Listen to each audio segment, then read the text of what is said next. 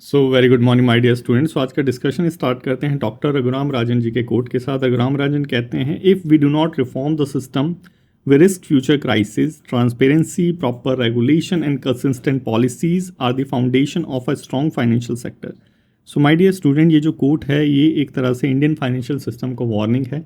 किस तरह की वार्निंग है? ये वार्निंग है कि अगर हमने समय रहते अपने फाइनेंशियल सिस्टम को इम्प्रूव नहीं किया, अपडेट नहीं किया, तो फ्यूचर के अंदर हमें सेवरल क्राइसिस जो हैं वो फेस करने को मिलेंगे। जैसे फाइनेंशियल क्राइसिस 2008 में हुआ था, सिमिलर उस टाइप का, या फिर कह लीजिए अरशद मेहता जैसे स्कैम्स थे वो, या फिर इकोनॉमिक इनस्टेबिलिटी हमें फ्यूचर में देखने को मिलेगी अगर हमने जो है अपने फाइनेंशियल सिस्टम को इम्प्रूव नहीं किया, अपडेट नहीं किया।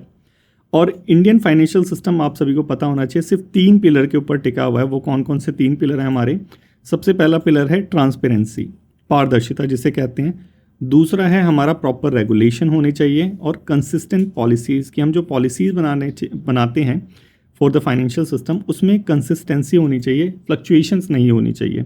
तो यही कुछ मतलब है इस कोट का। आई होप अच्छे समझ आ गया होगा। और ये जो कोट है काफ़ी ज़्यादा रिलेवेंट है आज के हमारे डेली डिस्कशन के editorial discussion Indian financial sector से। In this particular section we will discuss about जो हमारा इंडियन फाइनेंशियल सिस्टम है उसके बारे में, कि इसके अंदर बेसिकली जो कोर 4 एरियाज़ हैं वो कौन कौन से हैं जिनके अंदर हमें जो है काम करने की ज़रूरत है। सो डिस्कशन स्टार्ट करते हैं। इंडियन फाइनेंशियल सिस्टम, देखो आज 1990 से बात कर लीजिए या फिर जब से भारत आज़ाद हुआ है तब से इंडिया ने बहुत सारे रिफॉर्म लेके आया है अपने फाइनेंशियल सिस्टम के अंदर। जैसे बैंकिंग, इंश्योरेंस और म्यूचुअल फंड के अंदर जो एडवांसमेंट हुई है वो सारी चीज़ें, लेकिन फिर भी अभी कुछ ऐसी प्रॉब्लम्स है जो अभी भी हमारे इंडियन फाइनेंशियल सिस्टम के अंदर है। ये प्रॉब्लम वो नहीं है कि आप जो है बैंक में गए अकाउंट खुलवाने और वहाँ पे डिले हो गया। ये डिले और एफिशिएंसी वाली प्रॉब्लम नहीं, कुछ रोड ब्लॉक्स हैं, सीरियस रोड ब्लॉक्स हैं, जिसकी वजह से जो हमारे इंडियन इन्वेस्टर्स हैं या कह लीजिए हमारे भारत की जनता है वो अपनी सेविंग, इन्वेस्टिंग और जो अदर चीज़ होती है वो हमारे इकोनॉमिक कंट्रीब्यूशन में नहीं कर पाती। और आप सभी को पता होगा मैक्सिमम जो इंडियंस होते हैं वो क्या करते हैं, वो अपनी इन्वेस्टमेंट फिजिकल एसेट्स में करते हैं। फिजिकल एसेट्स में करते हैं कि लेट्स से अगर पैसे आए तो दुकान खरीद ली, घर खरीद लिया, ऐसे सारे जो फिजिकल इन्वेस्टमेंट है ये करते हैं। लेकिन if you study the developed country, अगर डेवलप्ड कंट्री को आप स्टडी करोगे तो आप पाओगे कि वहाँ की जो पीपल हैं, वहाँ के जो लोग हैं, वो अपने जो एसेट्स हैं वो फाइनेंशियल सेक्टर में या कह लीजिए फाइनेंशियल मार्केट में जो है वो इन्वेस्ट करते हैं, बॉन्ड में इन्वेस्ट करते हैं, स्टॉक मार्केट में इन्वेस्ट करते हैं। तो इन सब चीज़ों में जो डेवलप्ड कंट्री के जो लोग हैं वो इन्वेस्ट करते हैं। और मैक्सिमम जो आप कह लीजिए लोन आता है या मैक्सिमम जो इन्वेस्टमेंट आता है कंपनीज़ के बाद वो भी इसी पर्टिकुलर सेक्टर से आता है। तो हमारे यहाँ पे बेसिकली ये सारी जो प्रॉब्लम है इसके लिए हमें इन सब चीज़ों पे काम करना होगा, ट्रांसपेरेंसी लानी होगी, प्रोफेशनल फाइनेंशियल सिस्टम एस्टेब्लिश करना होगा। मेन चीज़ तो यही है। स्पेशल अटेंशन यहाँ पे हमारे जो राइटर हैं स्पेशल अटेंशन दी है 4 एरिया के अंदर। सबसे पहला तो हमारा बॉन्ड मार्केट हो गया, कॉर्पोरेट बॉन्ड मार्केट, जिसके अंदर डेवलप्ड कंट्री हमने जब स्टडी करी थी, चाहे आप यूएसए का एग्ज़ाम ले लीजिए या फिर आप जो है यूके का एग्जाम्पल ले लीजिए, तो वहाँ के जो लोग हैं मैक्सिमम जो इन्वेस्टमेंट करते हैं वो फिजिकल एसेट में नहीं, वो कॉर्पोरेट बॉन्ड मार्केट में करते हैं। फिर रिटायरमेंट प्लानिंग पे हम थोड़ा सा डिस्कस करेंगे, देन नॉमिनेशन रूल के ऊपर हम डिस्कस करेंगे, देन शैडो बैंकिंग। तो ये 4 एरियाज़ हैं जिसके अंदर हमारी इंडियन गवर्नमेंट को जो है इम्प्रूव करने की ज़रूरत है और लर्निंग करने की ज़रूरत है यूरोपियन यूनियन से, क्योंकि यूरोपियन यूनियन भी इन पर्टिकुलर सेक्टर के ऊपर ध्यान दे रहा है। तो सबसे पहले स्टार्ट करते हैं हमारा नॉमिनेशन रूल से। तो हमारी इंडिया के अंदर जितने भी नॉमिनेशन रूल है उसके अंदर कन्फ्यूज़न बहुत ज़्यादा है। लेट्स से कि अगर आप जो है अकाउंट खुलवाने गए तो अकाउंट खुलवाते टाइम जो है नॉमिनी एक जो है फॉर्म भरवाया जाता है कि आपकी डेथ के बाद जो है कौन उस मनी को रिसीव करेगा जो आपके बैंक के अकाउंट के अंदर है। लेकिन हमारे फाइनेंशियल सिस्टम के अंदर इंश्योरेंस हो गया, बैंकिंग हो गया, म्यूचुअल फंड हो गया, स्टॉक मार्केट हो गया, इन सब के अंदर जो नॉमिनेशन रूल्स हैं उनके अंदर सिमिलर नॉमिनेशन रूल नहीं है। यही चीज़ यहाँ पे बता रखी है। कहीं कहीं जो है सिर्फ एक नॉमिनी का जो है वो फॉर्म भरवाया जाता है कि आप आफ्टर योर दैट जो है आपका सिर्फ एक ही नॉमिनी रहेगा। कई कई सेक्टर्स के अंदर लेट्स से इंश्योरेंस के अंदर जो है 2-3 नॉमिनी भरवाए जाते हैं। तो यहाँ पे क्लैरिटी नहीं है कि क्यों ऐसा हो रहा है। ठीक है, इसकी वजह से क्या होता है, कन्फ्यूज़न क्रिएट होती है और फिर कन्फ्यूज़न की वजह से बाद में लीगल डिस्प्यूट्स आते हैं जो हम न्यूज़पेपर के अंदर देखते भी रहते हैं कि कई जो फैमिली है after the death of their जो इन्वेस्टर होता है उसके कोर्ट में जाती हैं और वहाँ से फिर जो है उनको जो है न्याय मिलता है। और कोर्ट की अलग प्रॉब्लम है, कोर्ट के अंदर जो है पेंडेंसी बहुत ज़्यादा है, जिसकी वजह से उसमें भी डिले हो जाता है। तो ये सारी प्रॉब्लम फेस करता है हमारा इन्वेस्टर। इसीलिए हमारा इन्वेस्टर जो है वो डिसाइड करता है कि इन सब झमेलों में पड़ने से की बजाय हम क्या करते हैं, एक जो है घर खरीद लेते हैं, फिजिकल एसेट में जो है इन्वेस्ट कर लेते हैं। ये मेन रोड ब्लॉक है जो हमारी कंट्री को हमारी कंट्री के जो लोग हैं उनको, जो हमारे फाइनेंशियल सेक्टर है उसके अंदर इन्वेस्ट करने से रोकता है। तो ये चीज़ यहाँ पे बता रखी है, और ये भी बता रखी है यहाँ पे राइटर ने कि कोई लॉजिकल रीज़न नहीं दे रखा कि क्यों यहाँ पे जो नॉमिनेशन जो रूल है, अलग अलग डिपार्टमेंट्स के लिए अलग अलग जो है नॉमिनेशन रूल है, ये ऐसा क्यों है, ऐसा कुछ भी यहाँ पे क्लैरिफिकेशन नहीं दे रखी। अगर नेसेसरी है तो गवर्नमेंट को एटलीस्ट क्लैरिफाई करना चाहिए, ट्रांसपेरेंसी लेके आनी चाहिए, जो कि हमारा वन ऑफ द पिलर था। रघुराम राजन जी ने बोला था ना कि 3 पिलर्स हैं जिनके ऊपर हमारा फाइनेंशियल सेक्टर टिका हुआ है, उस पर से एक पिलर क्या था, ट्रांसपेरेंसी। लेकिन यहाँ पे ऐसा कुछ भी नहीं बता रखा कि क्यों ऐसी चीज़ है। तो ट्रांसपेरेंसी एटलीस्ट लेके आनी चाहिए अगर डिफरेंट नॉमिनेशन रूल जो है नेसेसरी है, ताकि बाद में जो है अननेसेसरी जो लीगल डिस्प्यूट है वो जनरेट ना हो। तो सबसे पहली प्रॉब्लम तो ये हमने डिस्कस करी, नॉमिनेशन रूल वाली, जो हमारे फाइनेंशियल सेक्टर के अंदर है, जिसकी वजह से हमारे कोर्ट केसेस जो हैं वो भी बढ़ रहे हैं, प्लस हमारे जो इन्वेस्टर्स हैं वो अलग से जो है मुसीबत में आ रहे हैं, इसलिए वो अवॉइड करते हैं इन फाइनेंशियल सेक्टर में इन्वेस्ट करने से। नेक्स्ट देखते हैं हमारे corporate bond market. Corporate bond market आप सभी को पता है हमारे यहाँ पे बहुत वीक है। और एक चीज़ आपको पता होनी चाहिए, क्योंकि हमने देखा था कि डेवलप्ड कंट्री में मैक्सिमम जो लोग हैं वो अपने बॉन्ड मार्केट में ही इन्वेस्ट करते हैं, कॉर्पोरेट बॉन्ड मार्केट में। और मैक्सिमम जो कंपनीज़ हैं वो भी जो बोरो करती है मनी फॉर देयर इन्वेस्टमेंट, वो भी कॉर्पोरेट यहाँ बॉन्ड मार्केट से ही इन्वेस्ट करती है।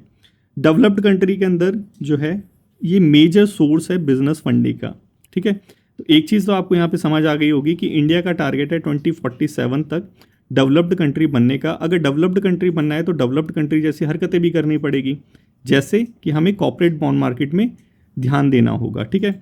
लेकिन हमारे इंडिया के अंदर क्या है, ये बहुत ज़्यादा शैलो है और इनएफिशिएंट है, मैक्सिमम जो लोग हैं वो अवॉइड करना चाहते हैं।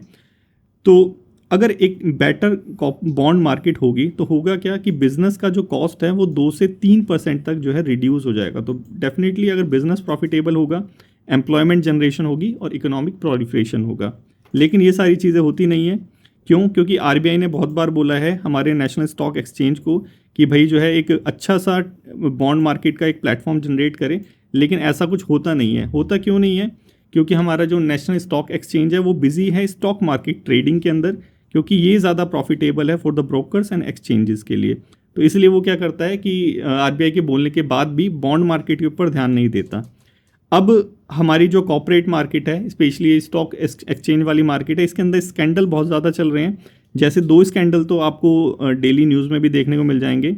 जैसे सेबी की जो चीफ़ है उस पर ही एलिगेशन लग रहे थे, प्लस उसके साथ अगर जो कोई जर्नलिस्ट जो है वो कुछ रॉन्ग डूइंग होती है इस नेशनल स्टॉक एक्सचेंज के अंदर भी, तो उसको भी हमारा ये जो नेशनल स्टॉक एक्सचेंज है वो स्यू कर देता है। जिसकी एक बहुत अच्छी एग्जांपल है सुचेता दलाल, ठीक है। इनका केस है, थोड़ा सा स्टडी करना, पता चल जाएगा कि क्या प्रॉब्लम है एक्चुअल में हमारे नेशनल स्टॉक एक्सचेंज के अंदर, जिसकी वजह से इस प्रॉब्लम की वजह से अल्टीमेटली होता क्या है, सिर्फ वही चीज़ होती है जो नॉमिनेशन वाले रूल में था कि हमारा जो इन्वेस्टर है वो सोचता है इससे अच्छा जो है अपना एक घर खरीद ले, ठीक है। उसकी वजह से फिर जो बिजनेसेस हैं उनको लोन लेने में प्रॉब्लम आती है, क्योंकि फिजिकल एसेट्स में जो है इन्वेस्टमेंट हो जाता है कॉर्पोरेट मार्केट को छोड़ के। तीसरी चीज़ है ट्रांसपेरेंसी नहीं है ऑनरशिप में अंदर। देखो हमने देखा था FATF, आपको पता होगा पाकिस्तान को इंडिया जो है FATF के अंदर ग्रे लिस्ट में लाना चाहता है। इंडिया इसका मेंबर है, और ये जो इंटरनेशनल बॉडी है इसका जो मेन फंक्शन है वो क्या, मनी लॉन्ड्रिंग को जो है रोकना, प्लस जो टेररिज्म फंडिंग होती है उसको रोकना। ये 2 चीज़ इसके मोटिव है, इंडिया इसका मेंबर है। इसके अंदर एक रिक्वायरमेंट है UBO वाली। UBO क्या होता है? Ultimate beneficial owner. ये अल्टीमेट बेनिफिशियल बेसिकली वही होता है कि जो कंपनी है उसके अंदर जो जो इन्वेस्टमेंट आ रखी है उसका बेसिकली जो है खुलासा करें कि कहाँ से इन्वेस्टमेंट आ रखी है। अब इंडिया इसका मेंबर है तो डेफिनेटली इंडिया को ये जो रूल है वो फॉलो तो करना ही पड़ेगा। लेकिन हमारे यहाँ पे जो है अपनी खुद की कंडीशन है UBO को क्लैरिफाई करने की। तो इंडियन गवर्नमेंट ने जो है आप कह लीजिए कि रास्ता निकाल रखा है काला धन जो है उसको बचाने के लिए। UBO के अंदर जो है एक कंडीशन बना रखी है कि कंपनी के अंदर अगर 10% एसेट्स किसी पर्टिकुलर इन्वेस्टर का होगा तो ही वो रिवील करेगा कि वो कौन है, या फिर अगर पार्टनरशिप में होगा तो 15% होना चाहिए। मतलब क्या कि अगर आपको रिवील नहीं करना कि हु यू आर, कि आप इन्वेस्ट कर रहे हैं किसी पर्टिकुलर चीज़ में, तो आपको 10% से कम रखना है। और यही होता है कि जनरली पीपल क्या करते हैं, लोग क्या करते हैं कि अपने जो इन्वेस्टमेंट है उसको 10% से नीचे नीचे रख के अपने आप को छुपा लेते हैं और कभी सामने नहीं आ पाते कि भाई इन्वेस्टमेंट है किसकी, क्योंकि हमने बॉयकॉट कर दिया रूल को। यूबीओ का रूल तो है एफएटीएफ का, लेकिन हमने उसको बॉयकॉट कर दिया एक कंडीशन बना के कि 10% से ज़्यादा होगा तभी जो है रिवील करेंगे। अब इसी की वजह से सेबी जो है एक कंपनी है एलरारा और वेस्परा, इसको रिपीटेडली रिक्वेस्ट कर रहा है कि भाई डिटेल दो कि मॉरिशस बेस्ड है, डिटेल दो कि कौन इसका इन्वेस्टर है, लेकिन वो कॉपरेट नहीं कर रहे क्योंकि हमारा खुद का रूल ऐसा है। ठीक है, इसकी वजह से प्रॉब्लम क्या आती है, डेटा नहीं आ पाता, लैक ऑफ डेटा रहता है। जब डेटा नहीं होगा तो जो हमारे रेगुलेटर्स हैं वो करेंगे क्या, ये मेन प्रॉब्लम आती है। और इसकी वजह से कॉन्सिक्वेंसेज क्या होता है, हमारा जो इन्वेस्टर है वो सोचता है घर खरीद लूँ, क्यों मैं जो है यहाँ पे करूँगा, क्योंकि यहाँ पे खुद ही ट्रांसपेरेंसी नहीं है। फिर हमारे जो बिजनेसेस हैं उनको लोन नहीं मिल पाता और ये सारी चीज़ें होती हैं। और क्राउडिंग ऑफ इफेक्ट तो आपको पता ही होगा कि जो गवर्नमेंट है वो भी लोन ले लेती है, तो मार्केट से पैसा खत्म हो जाता है और बिजनेसेस को पैसा नहीं मिल पाता, फिर वो जो है बड़ा नहीं बन पाती और फिर डेवलपिंग कंट्री जो है डेवलपिंग कंट्री ही रह जाती है। तो एक चेन है पूरी, उस चेन को बेसिकली हमें ठीक करना पड़ेगा। इसके बाद अब बात आती है रिटायरमेंट प्लानिंग की, फोर्थ वाला जो हमने देखा था, कंटिन्यू देखते हुए आ रहे हैं। फोर्थ वाला है हमारा रिटायरमेंट प्लानिंग की। इंडिया के अंदर, इंडिया जैसी कंट्री के अंदर मोस्ट जो पीपल हैं वो एन्युटी बेस्ड, इंश्योरेंस बेस्ड जो प्लान होते हैं, एलआईसी जो चेप के चला जाता है, मतलब जो बेच के चला जाता है, उसके ऊपर रिलाई करते हैं रिटायरमेंट के लिए। लेकिन उसके अंदर जो एक हिडन क्लॉज होता है, 2 या 2% से ज़्यादा जो है एक मिडिल मैन फीस होती है, वो कहीं ना कहीं जो है बहुत ज़्यादा नुकसान पहुंचाती है उस पर्टिकुलर इंश्योरर को। तो इसको करने के लिए एक ऑप्शन है कि हमें long term zero coupon government bond जो है वो इशू करना चाहिए। और बॉन्ड वाले चीज़ में तो आपको पता ही होगा, आरबीआई ने इंस्ट्रक्शन दी थी एनएससी को, लेकिन फिर भी वो उसकी मानता नहीं है। ये एक प्रॉब्लम है हमारे यहाँ पे। तो चीपर ऑप्शन बेसिकली प्रोवाइड कराना चाहिए। ऐसा नहीं है कि हमें पता नहीं है कि वो कैसे प्रोवाइड कराएंगे, टेक्नोलॉजी और नोन हाउ ऑलरेडी हमारे पास है, लेकिन फिर भी नहीं हो पाता। ठीक है, ये एक प्रॉब्लम है हमारे रिटायरमेंट सेक्टर के अंदर। उसके बाद अगर एक प्रॉब्लम हमारे बैंकिंग सेक्टर के अंदर, स्पेशली जो नॉन बैंकिंग फाइनेंशियल कंपनीज़ हैं उसके अंदर, यहाँ पे एक और प्रॉब्लम है शैडो बैंकिंग, जो कि एक हिडन थ्रेट है हमारी कंट्री के लिए। कैसे है इसको थोड़ा सा अच्छे से देखेंगे। देखो, फाइनेंशियल कंपनीज, आपने अगर जो है इकोनॉमिक पढ़ी होगी तो आपको पता होगा, फाइनेंशियल कंपनीज एक बैंकिंग सेक्टर होता है, एक नॉन बैंकिंग सेक्टर होता है। ठीक है, और उधार दोनों दे देता है, बैंकिंग भी देता है, नॉन बैंकिंग भी देता है।